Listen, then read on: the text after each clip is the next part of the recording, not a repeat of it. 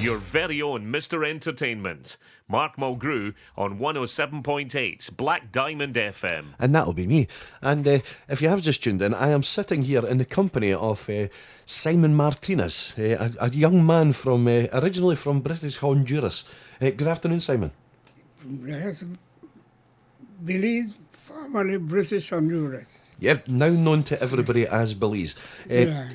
Simon, you are 104 years old. February the 18th, I was 104-year-old. Fantastic. Absolutely fantastic. Can I just say it's an absolute honour to have you sitting here in the studio with us today and having a chat with us. Now, I'm going to take you back to the very start of your journey, I suppose, Simon. Back in the days, you and a number of other men came over from Honduras and came over here as part of the war effort. Can you tell us a bit about that? We sailed from British Honduras at the time in the American warship. We were taken to New Orleans. Yeah. And we were stationed in New Orleans, staging area among the soldiers there. Yeah. We were there for about a month. And from New Orleans, we traveled by train. That was in November, to New York. And from New York at the time then, we took the British ships. This was a big convoy. It took 14 days and night to cross the Atlantic. My goodness. The sailors say that they had to take that time because there were most submarines in the area and they had to be careful. But we landed in Glasgow on the 26th of November, 1942.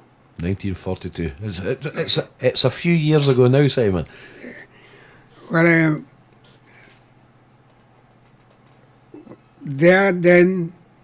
we were then divided, taken to different camps. The buses were there waiting for us to take us to different camps. Yes.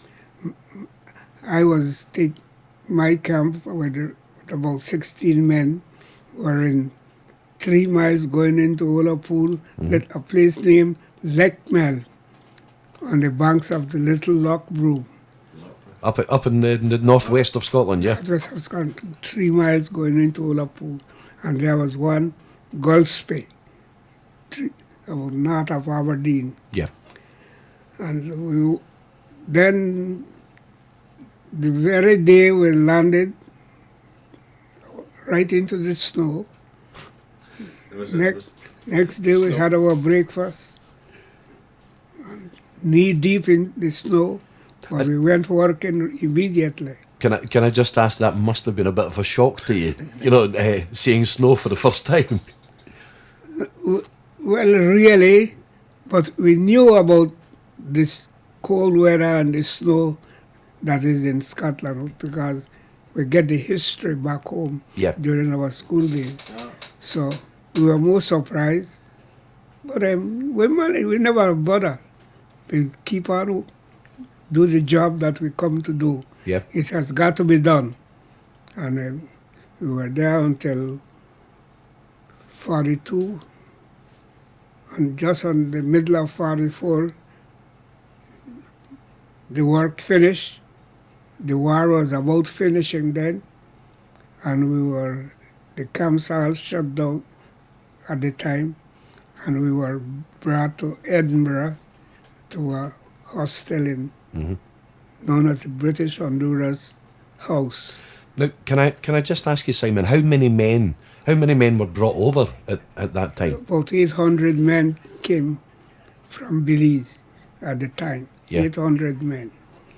Those are the men that were brought for the forestry work. Even though there were men in the army, men for the army, but the forestry workers were 800 men divided all over Scotland. So I'm keen to ask the question that, all you young men at that time, to do your part as part of the war effort, you were uprooted from your homeland and taken to a foreign land, basically across the other side of the world. It must have been a bit of a culture shock to you at that time. No, you see, we are Britishers, and we are a British Crown colony. Yeah. And we know the history of Great Britain. Mm-hmm. And therefore, we weren't feared because we are coming to the British, our mother country, as you know it at that time. Yeah. So we weren't feared or worried. If the soldiers can go and die, we will do our best, what we can do. And we weren't afraid to do so. Mm-hmm. So, it's a story that I think is really worth telling, because I don't think a lot of people may understand that people from the colonies, such as yourself, were brought to our shores to help out with the war effort because our men here that were trained here were away fighting in Europe. It's an honourable thing, from yourself and many others to do your part as part of the war effort. Yeah, it was great. Yeah, I mean, my father was part of that too. Can I just introduce you? I'm sitting here with Gillie as well, who I'll leave out the surnames, but sitting here with Gillie, who has joined us and brought Simon along. Gillie, your father. My father, yeah, he came over here at the same time, 1942, with the war effort at that time, and also just recently found out that my uncle came over too for a short time. He went back. Uh-huh. And again, like Simon was saying, it was British Honduras at that time, and it got its independence in 1982, which became Belize. Yeah. And it was always a sort of a British colony. So as Simon was saying, they were sort of used to that. They had the history books and all that sort of stuff, so they knew what to expect. Mm-hmm. My thing that I've always said is that I'm interested in when they actually came across here, because there was at that time, as you know, there wasn't a lot of blacks. Yeah. So how did the sort of West at that time take to, like say, my father and Simon? How were they towards you? Yeah. How did people react to you, Simon, when you came over as a man from a country that they probably never heard of? Well, when from our camp in Ullapool, I'm talking about our camp in Ullapool, and the following day we were going to the village or little town for a drink. Yeah. And entering the village, the children were all playing in the street. When they see us coming, they say, "The coal men are coming." The coal men are coming. See, it was the first time they acknowledged that they seen the black people. Yeah. Even when we went to the shops, the women went away into the back and the men remained to serve us. Even the men were shaken. Yeah. But it didn't take them long, and we all become friends. Yeah. They said they organized parties for us and everything. They help us with the food and whatever they can do for us, they do it as much as they can.